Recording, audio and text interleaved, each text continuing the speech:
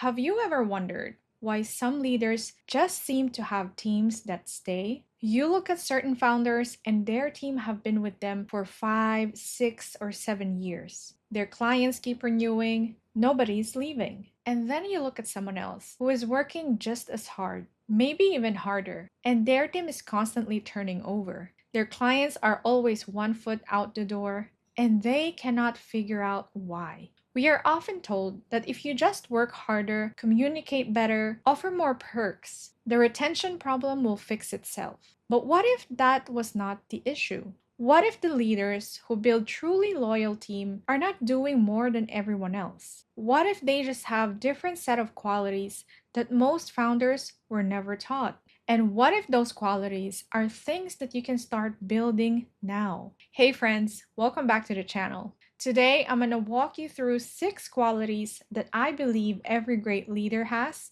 and most founders ignore number 3 completely. Now, a quick bit of context before we get into it. I have been in this online industry for 13 years. I started as an executive assistant, and over time, I have built and led my own remote EA teams. I have had team members who stay with me for 4 to 8 years. Clients who have worked with me for almost a decade. And I want to be upfront with you. I did not get here by doing everything right.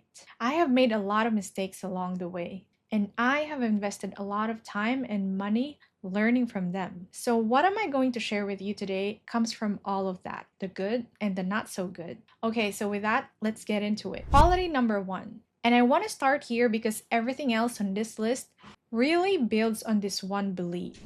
Leadership is not about telling people what to do. It is about supporting them to succeed. And I know that sounds simple, but when I look at how some founders show up with their teams, what I see is a lot of directing and very little supporting. You assign the task, you check the task, and then you assign the next task. And the whole time, you are the engine. Nothing moves without you. And then you wonder why you feel so exhausted and why your team never takes initiative. Here's the thing. When your team knows that your job is to help them succeed and they genuinely feel that from you, the whole dynamic changes. They stop waiting for you to tell them what to do next. They start bringing you ideas. They start owning their work that feels really different from just completing a task. And that is the shift that creates real leverage in a business. Not more tools, not more systems, not more meetings. It starts with this one belief. My job is to support my people to succeed.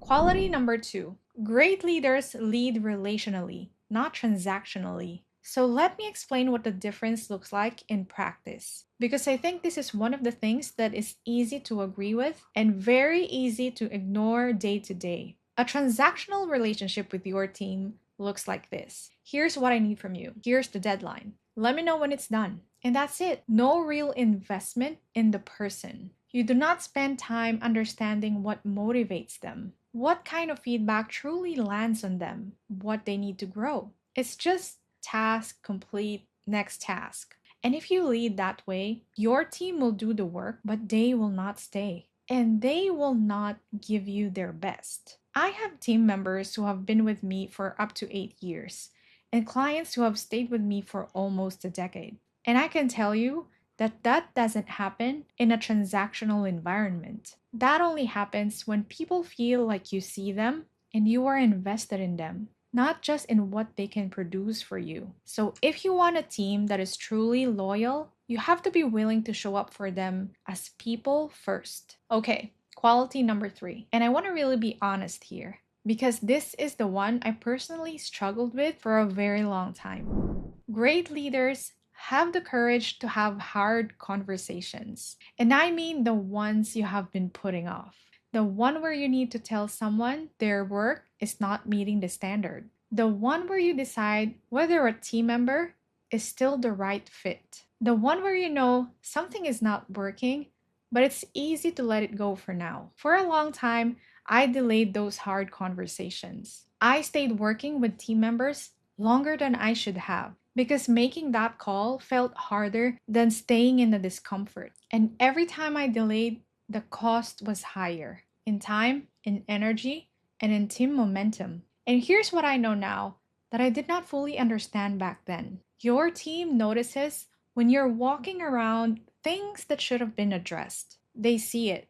And when you address it directly and honestly with care, that is what builds real trust. So if there is a conversation that you have been putting off, I want you to hear this. That is the work. That is the part of leadership that most people don't want to talk about. And it is one of the most important thing that you can do for your team. Quality number 4. And this one is really close to my heart. Great leaders are willing to shift their identity. And what I mean by that is this: who you are right now, the version of you who built what you've built so far, that version may not be who you need to become to lead the team and the business you are trying to build next. That gap, the space between who you are and who you need to become, is something that most founders never close on purpose. For a long time, I was operating from an identity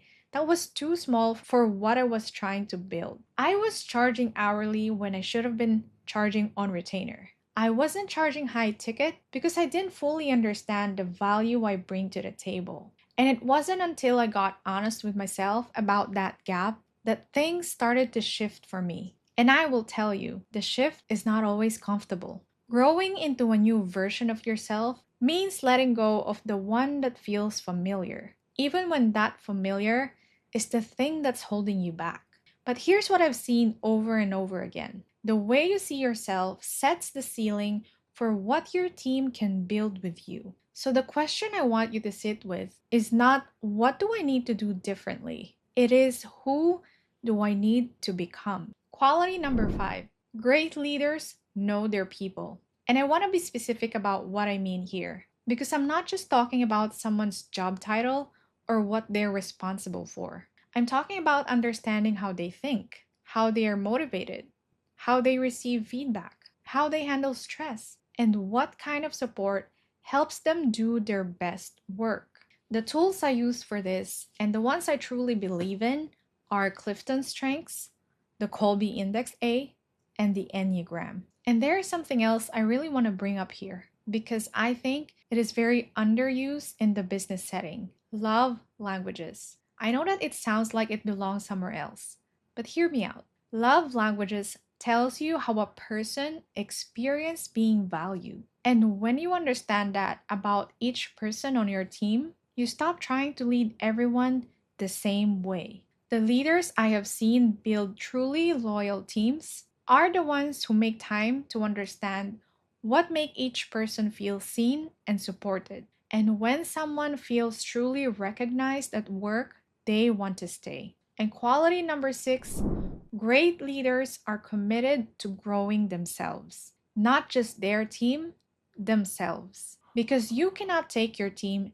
somewhere where you haven't been willing to go. If you want a team that's curious, that takes feedback well, that improves, and keeps getting better, you have to model that yourself first. For me, that has looked like investing in mentors and coaches as soon as I can afford to. It looks like studying human behavior, not just business strategy. It has looked like genuinely curious about why people do what they do and how I can lead them better. And I will be very honest with you. One of my biggest regrets in building this business is not getting a mentor or coach sooner. I spent years figuring things out on my own, the hard way, when there were people who had already walked the path I was on. So if that is where you are right now, please don't wait as long as I did. Your willingness to keep growing has a direct effect on the people you lead. And the most important investment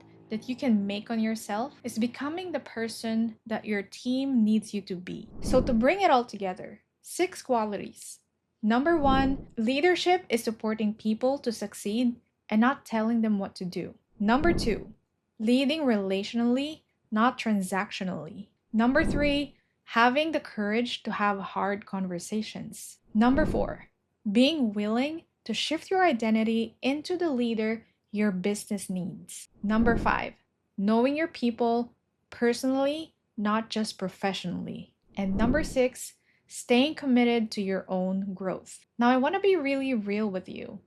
I did not have all these six qualities when I was starting. I avoided hard conversations for way too long. I held on to identity that was keeping me small. I led some people transactionally because I didn't know any better yet. And those things cost me. But when I started taking this seriously, things changed. My team became more loyal, our clients stayed longer, and I became a leader I was proud to be. So, the question I want to leave with you today is this: which one of these do you think you need to work on right now? And be honest with yourself, because that is where real growth starts. If this was helpful for you, subscribe so that you don't miss the next one. And if you want to go deeper on building teams that stay, I have a video here that walks you through how to hire an executive assistant so that your business runs without you. I'll see you there.